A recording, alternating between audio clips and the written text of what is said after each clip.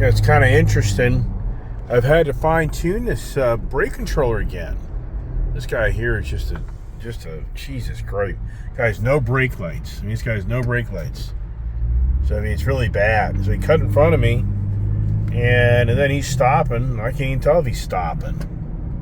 But yeah, I've had to fine tune this again because it's kind of grabbing a little too much. But oh, the beauty of Route 81. So look at this guy, no brake lights, no brake. I mean, just sad. So that guy will be rear-ended eventually. Then he'll play the game of my brake lights worked. That's how that'll all play out. And you as the driver, rear-ends this guy, you're going to be at fault. That's going to be very challenging for you to overcome that. You rear-ended this guy. I mean, it's just beyond. Unless you have a camera to show this guy has no brake lights. It's the only way, but even at that. He's on his phone. Look, you can see him.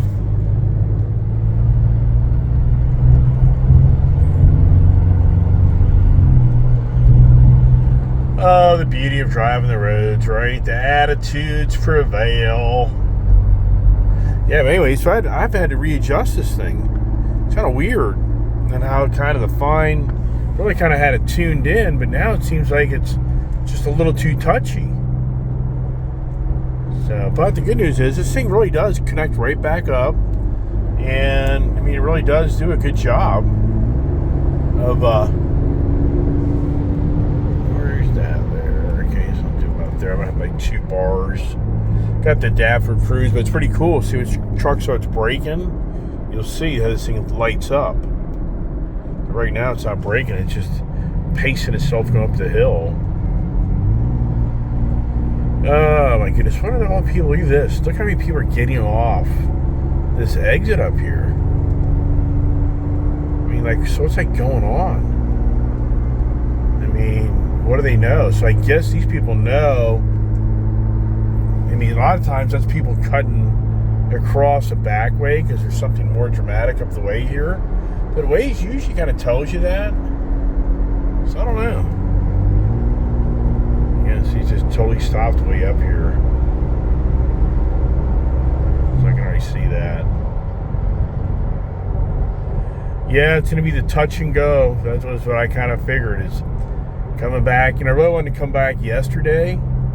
Saturday, here comes a guy on a Tesla going fast as possible. And he said, oh, this will be class. Well, his Tesla has that technology in it, but he's going to find out real quick this guy has no brake lights.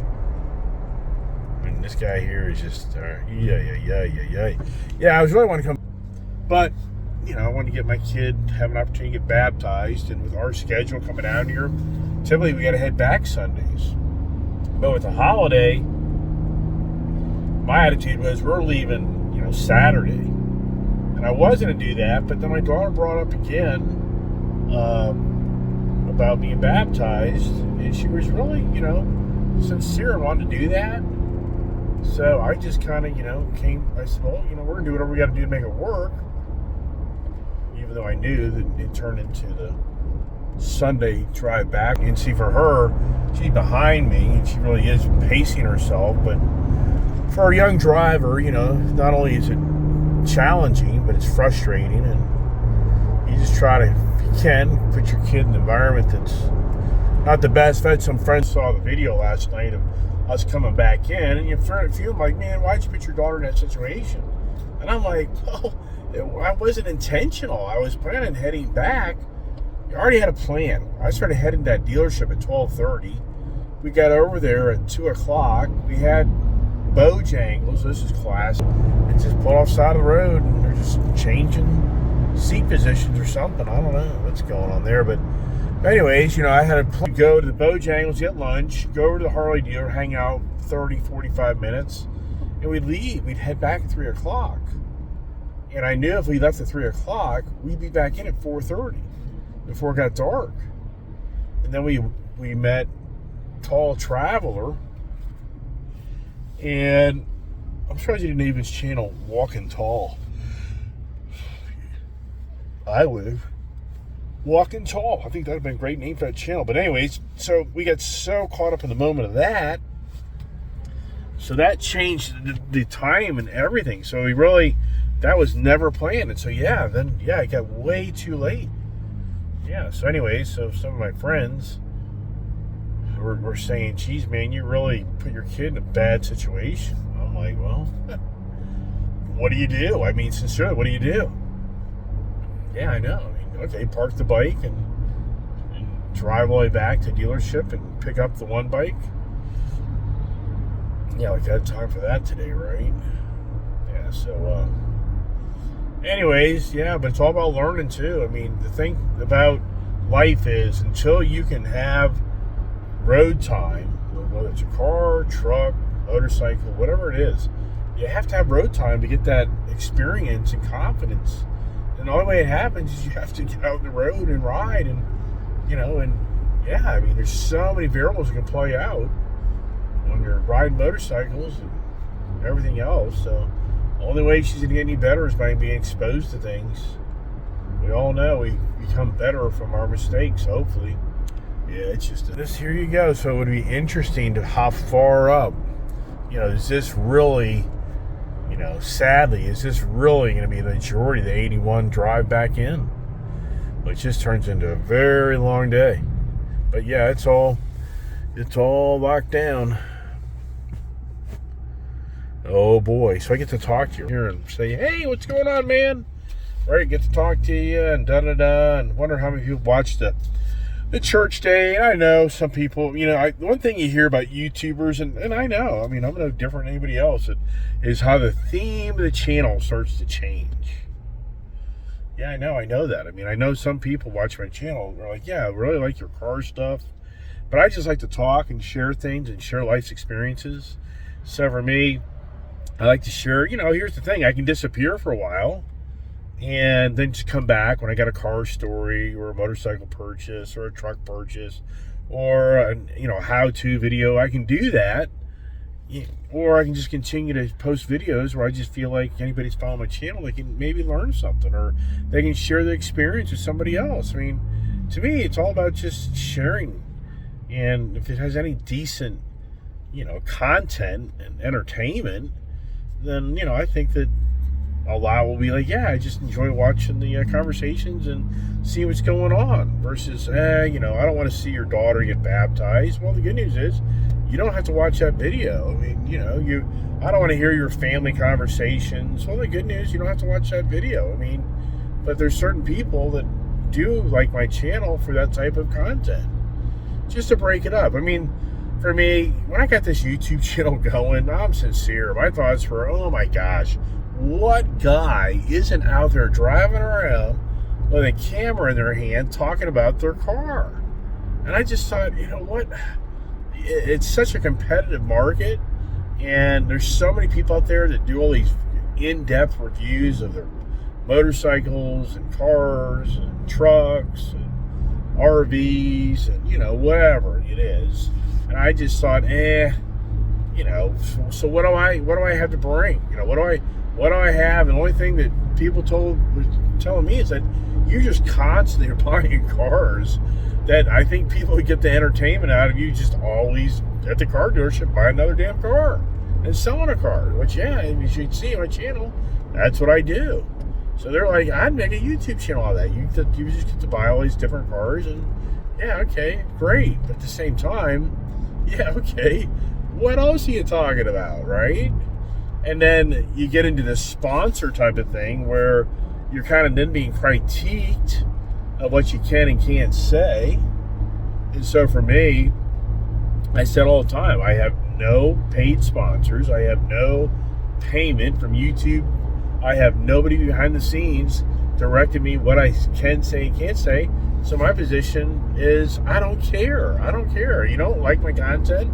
Sorry that you don't like it, and I understand. I get it. I don't take it as a personal insult. I take it more like, this just isn't your gig. And there's no different from me going to some guy's YouTube channels, and I'm just like, it just doesn't really, there's nothing here that I'm gaining that I feel like I want to spend my time to watch. So, and that's the thing. And And the thing with my daughter is, I think it's a good thing because it shows other young ladies and women in the world that they can do things. I mean, that's so important. I mean, I think anybody that has a daughter, has a young kid, I'm sure they would agree that, being able to watch your videos and see how you can interact with your daughter and do so many things, that's huge. And it's because sadly there's so many families, like I talked about this morning, where the relationships aren't good. It's very sad. I understand that though. Raising a child is very challenging. I mean, it's not easy. And and I got a guy checking out my Raptor. I hope he gets on my Ice Age TV YouTube thing. I should have yelled out the door, "Hey, check out the Ice Age TV channel." So, so I and that's what I'm saying is, for me, I try to share my experiences so that other people can say, "Hey, look, look at what the Iceman does. Look what his daughter does." Because I understand. There's so many sad stories of parents that don't talk to their kids. Kids don't want to talk to their parents, or it's divorces and separation, and the one parent is just isolated from the kids. I mean, it's huge. It's sad. I mean, it's really bad. I mean, yeah. So all I'm trying to do through my YouTube channel is just show, hey, I have a huge passion for motor vehicles, and then my kid does too. And so we have we had that so much in common. That's huge. If my daughter was not into motorcycles and cars, you wouldn't see her on my YouTube channel. It'd be a whole different type of thing. And then for me, I'd be, like, oh, well, the kid. And I know I have many people that reach out to me on the channel and they post comments and they talk about how, yeah, their kid just isn't into, the motorcycles or their cars or whatever. And, and I feel for them because I can hear through their comments, they're like, man, I wish my kid was like yours. But at the same time, I'm somebody that's, it's a risk. If you think that I don't realize how risky I am as an individual to put my daughter at risk, then you're kidding yourself. You don't think that I don't think about the consequences that could happen to me or to my daughter? I mean, yeah. But at some point in your life, you have to start thinking to yourself, do you live in fear or do you live life? And there's a very fine line there in how you can try to make that work. And I'm not by any means embellishing, who I am, or I got this, grand plan that says, oh yeah, everything's beautiful and nothing bad could happen. I mean, you're an idiot if you feel that way. I mean, once you're in life, what you learn is once your guard goes down, that's probably the most likely time something's going to happen to you. Yeah, and I teach my daughter all the time. So you have to be so aware when you're by yourself, out on your own, and you're walking through a parking lot or you're going somewhere. There's just sadly just violent people in this world, just mean people in the world. And the social media thing just drives it even further. Just incredible. You see what's going on in China? Is everybody paying attention to China? How the Chinese are sick of the dictatorship, telling them how to live their life and telling them to live in fear every day of their life? I mean, China is telling the population to live in fear every day of their life. The people are uprising. They're getting sick of it. I mean, sincerely. And this governing body in this country, to a degree, was trying to accomplish that just a short time ago. If you don't think that's true, let's see here. So the rate, something went wrong. Look, here's message. Okay. Yeah, well, yeah. We know. We get it. I'm getting hungry. Actually, kind of be cool if I run out of gas. Had to park to get some gas, get something to eat. I didn't have any lunch. Daughter didn't eat much breakfast because she was so nervous. It's just anybody has to get up in front of a church or congregation or anything like that. If you're a normal person, you're just kind of you're not comfortable. You're nervous because you're in front of you're the spotlight of people looking at you. So you get up front. When you're sitting. I mean, for me, I've done church readings, I've done church communion, I've done church prayer. When you're sitting in the congregation, you think, yeah, it's not a big deal. But when you have to get up in front of people and speak clearly and present yourself like you're not some idiot. I mean, sincerely, that's nerve-wracking. When you get up in front and you start having to read scripture passages, or you have to create a prayer for the communion or whatever it may be, that's a little nerve-wracking.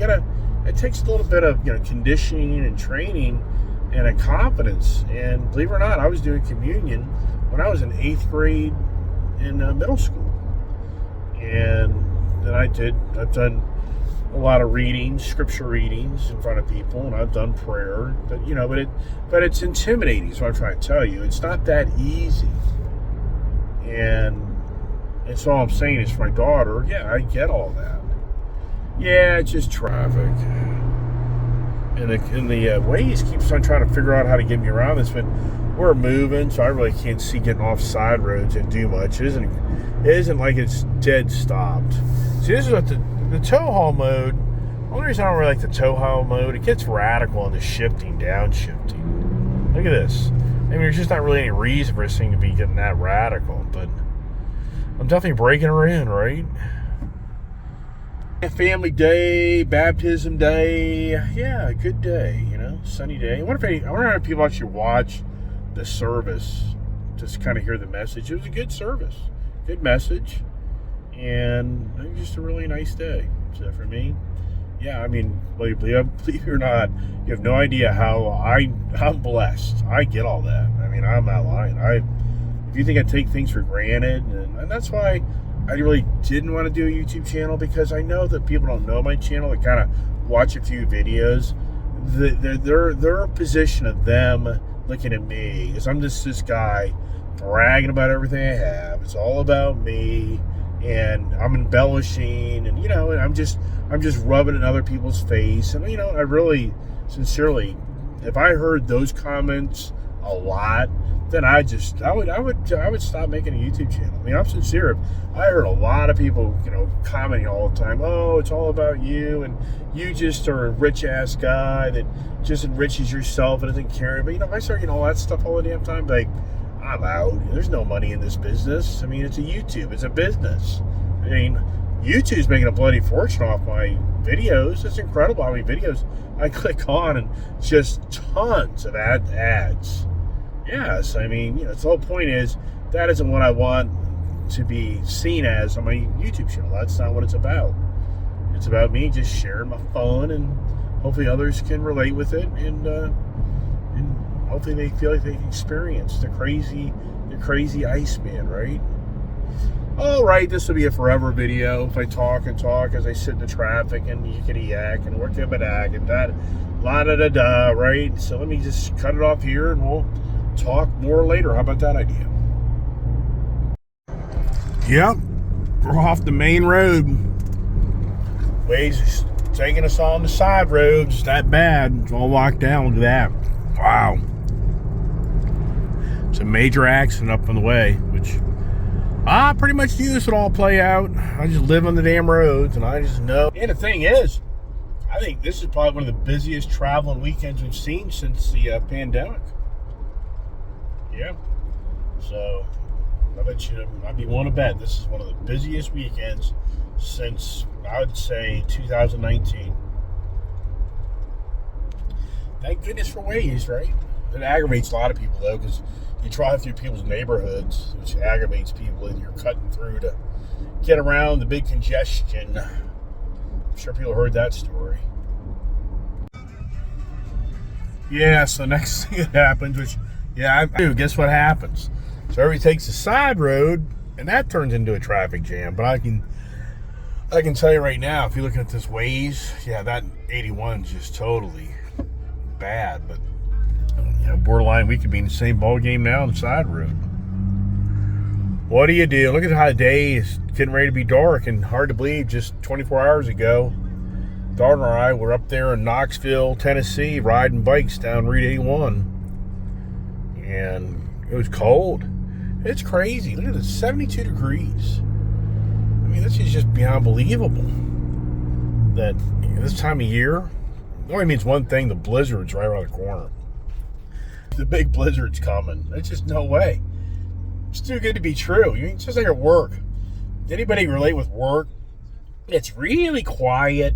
Yeah, it's just like everything's kind of like calm, the calm before the storm.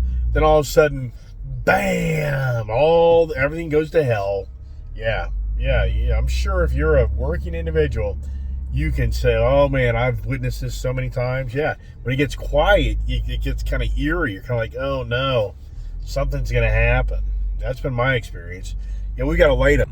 We're going through a light up here, which sounds like a short light. I'm gonna get damn good mileage today at this rate, but at this rate, that's gonna be a long ride home. My guess is between stopping for fuel, get something to eat, it's gonna be 10 o'clock. And then with this going on, I mean, I can guarantee there's many more pockets up this 81 area that are gonna have this type of problem. I mean, I can just about guarantee it, but good news is it shows it does break loose after this red area here. I got 8/10 of a mile to get there, and then we're free again for the moment. But this light to me isn't short light. It seems like, but who knows? The guy on the other side of the road saying no, it's too damn long a light. All right, we're gonna get some kid time. See how that F-150 race truck looks and sounds.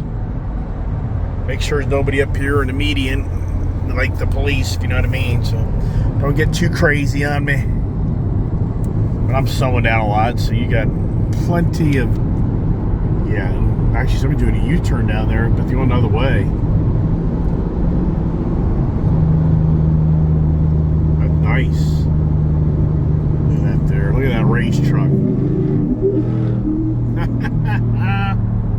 A lot of noise going on there. Don't go. There's a cop in this median, so be careful.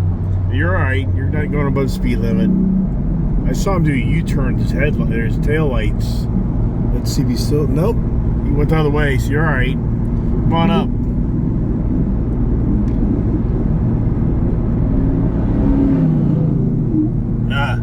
That was good. That sounded really good. All right, lay back again because I ain't gonna catch you. You got traffic coming up, so you're gonna have your last little gig go, and then have to come up behind me or whatever. All right, there you go.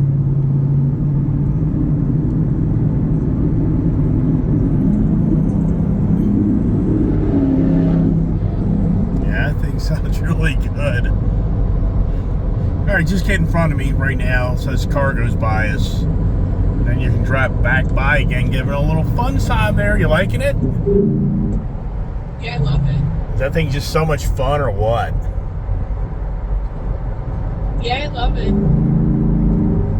I'm having a lot of fun. Oh, I know. That's just a great truck. Who would ever imagine we'd have that? You know what I mean? Who would ever imagine that would play out? I'll tell you straight up. I'll tell you straight up, I never would have thought just 2-3 weeks ago I'd have a truck like that in my driveway. You know what I mean? Yeah. Pretty cool. Yeah, you got a soap hooker kind of guy behind us right now. A what?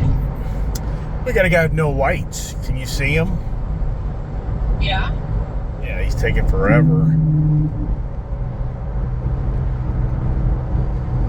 If you know what I mean, I'm going to come up around you just because this guy's too slow. So I'm going to come by you. So you just stay right there. Let's do a little video of me going by you. Now he's speeding up. Well, of course, they always speed up once you get in front of them. All right, that's good. We'll do a little bit more. We get a little straighter path, all right? Okay. Bye-bye.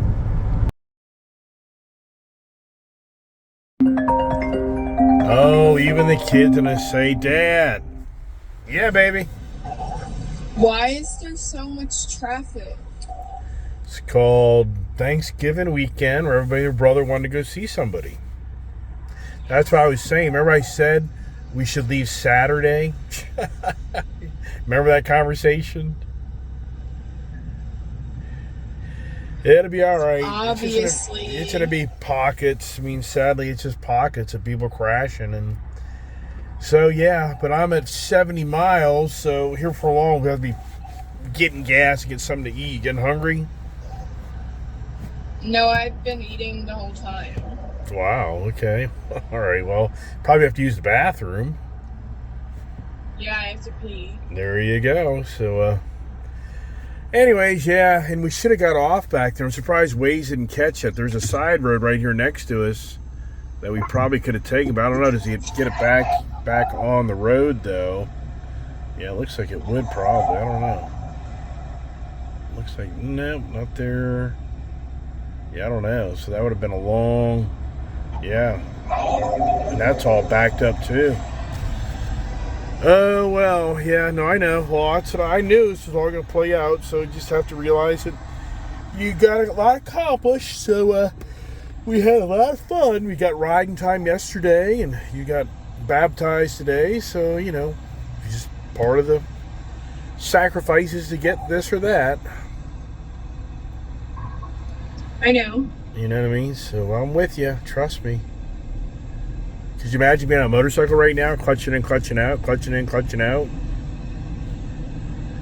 No, thank you. No. Yeah, it'd be a total drag. So, anyways, with a glimmer of hope, hopefully by 7 o'clock this starts dying down. I can only hope a lot of people are traveling or, you know, are going to their destination and try to get off the road before it gets too dark. A lot of people kind of try to do that, but we'll see. That's my gut instinct was that it's going to be 7, 8 o'clock before the traffic kind of starts lightening up. So we're still a good, yeah, still a good hour and a half away from that theory. And there's the kid. All right, getting gas. Ran her down by 20 miles. I got like 10 miles a gallon. This is always the scary part. That thing, this Bronco is it's really nice. The Raptor. It's just cool, man. It's rocking. I can't emphasize enough. This thing just rock and rolls. Oh, my goodness gracious. Let's see here. This is always the scary part where you open up the trailer and your worst nightmare happens in front of you, where your bike's laying on the ground. Yeah. I mean, no lie. Ugh. Don't need that, do we? You never showed you my Harley Davidson sticker up on the trailer, right? Or did I? Look at that. It's so bubbly. We did it at nighttime. Need to work the bubbles out. Oh well. Yeah, all right, good deal. A lot of traffic. So, we're making progress. Now this is interesting. My other Bronco didn't have the step, so this is like the first time I'm actually like stepping on top of the Bronco, and I can see up here. That's pretty cool. Duh. I mean, I never looked on top of my other Broncos. I couldn't see it because I didn't have steps. So the good and the bad, right? It's so lifted up in the air, you need steps, but oh well. All right, we continue on the adventures. All right, let's see how far I took it. I guess about 2 gallons. Ding, ding, ding. This is pretty crazy. So I'm averaging I'm averaging over 10 miles per gallon. That's hard to believe. And I have 1,000 more pounds in the back of this vehicle. But I have it in tow haul mode this time over Sport. I'm running the 87 octane, and I'm running some pretty big speeds. So I'm amazed. But at the same time, we've been doing a lot of low speeds too with the stop and go traffic. So maybe that's what's going on as well. Oh my goodness, look at that. We will not get in until probably about 10:30. I'm about to get, right now I have 211 miles, 171 miles to home. I don't know, but the kid's getting hungry, so I have to stop for something to eat. So that'll definitely kill 15, 20 minutes. So the server will get home at 10 o'clock without any other interruptions. Oh, this is a long ass drive. My gosh. And we're just dead stop now. The Yabba Dabba, right? So here's watching my baptism video. Get this. So out of the blue, I get a text from somebody, I have no idea who it is, showing a picture of a Ford Mustang Bullitt, green, and a stick shifter inside the car. And the person says, I found your phone number in this Mustang. I think this is you. And I said, a 2020 Mustang Bullitt? And he's like, yep. And I said, one that was crashed? He's like, yep. So apparently this guy down in Florida bought that Bullitt, and actually he was wanting it to be a donor car, meaning he has like a 66 fastback Mustang or something like that, I think. And he was wanting to take, I guess, the motor and transmission, I guess. I don't know exactly what he was planning on doing, but he was planning on taking the components from the car to make his car better, I guess. But he was able to put the car back together, and he claims there was no frame or structural damage done to that vehicle. So, isn't that pretty cool? And actually, he said that he follows my channel. So, he actually invited me to come check the car out if I'm down. He lives down there in Florida, the East Coast. And he said, yeah, if you ever come by and check it out, Oh my gosh, that's just, there you go. And that was such a dilemma of that car. I just had if you watch those videos of me trying to come to closure to let it go or have the body shop guy put it back together, and just so many people are like, man, if they kind of get in that car and there's a lot more worse done to it, you're just spinning your wheels. And I just thought, yeah, and then the car's going to be labeled. To me, it'll be labeled.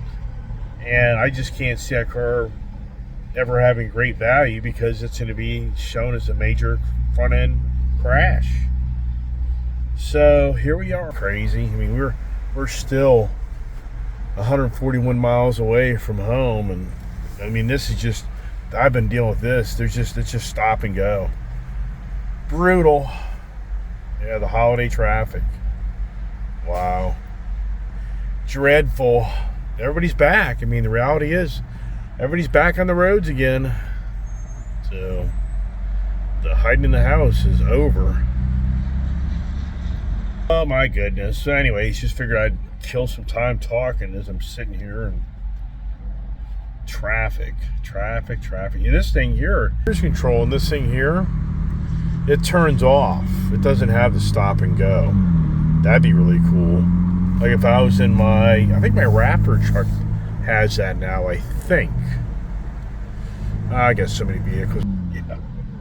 Which one does what? All right.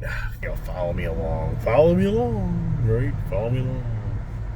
I wonder if Tall Traveler, is that what it's called? Traveling Tall? I don't know.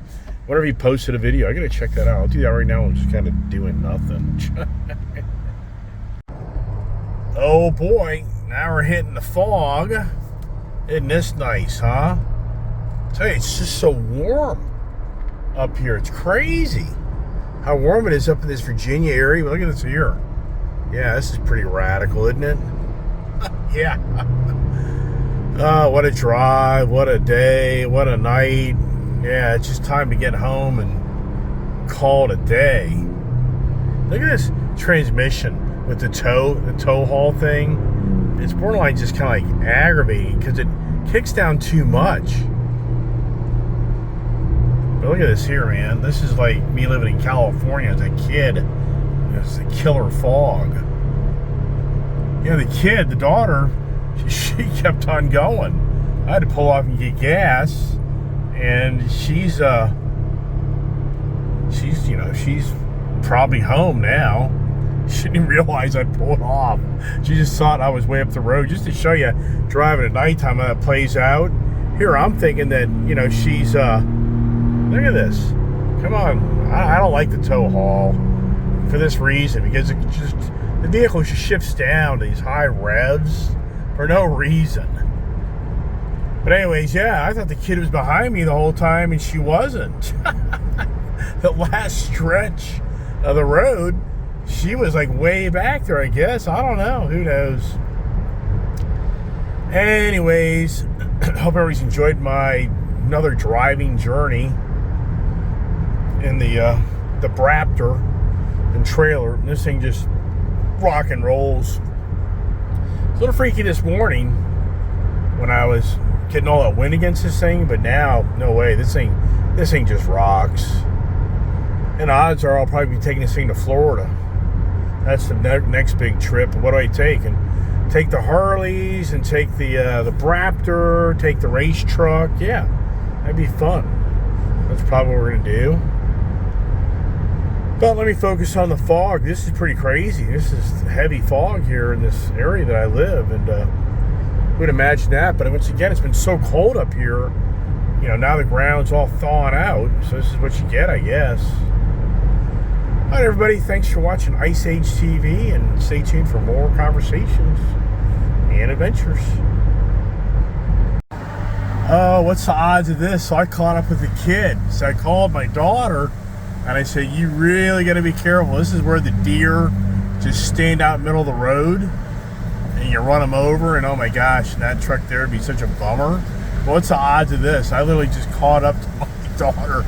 I pulled over, got gas, but I guess she was a little ways back. So she's probably like, wait a second, Dad, you can't be catching me? Yeah, it's pretty bad. It's been a long day, man. This stuff just wears you out. Nerve-wracking. Well, I took over. The kid pulled over. Geez, I'm trying to lead her up the road, and she can't even hang with me. I mean, if you didn't know these roads, I mean, this is just bad. What's the odds of this? Wow. I mean, thank God I got Waze. It kind of gives you an idea of what corner you're going around. And there's the deer. As I was telling my daughter, there's the deer. I was telling her, the odds are you're going to hit a damn deer. You know, so my kid's way back there. She's very challenged in this right now. This is very, this is hard for her. I'm really glad I was thinking, man, she shouldn't have separated from me. Look at that. Look, she's barely moving. Yeah, it's freaky, man. Maybe it's ever ridden this stuff, they get it. The camera may make it look like it's more clear, but it isn't. Oh, the adventures. Look at this here. I mean, this is just total, like, killer fog. See, in California, when I was a little boy, San Francisco area is notorious for this. And my kid, see, she's having even with my trailer in front of her, she's having a hell of a time seeing this road. Which that's, to me, that's like, wow.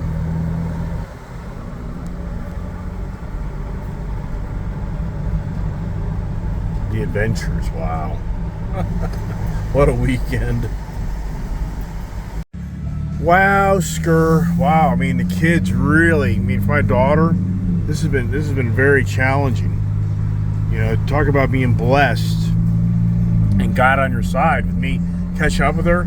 I've already just about run over 3 deer. I'm not lying. Because the deer, they just think they're standing out in the middle of the field. I mean, so wow. What a day.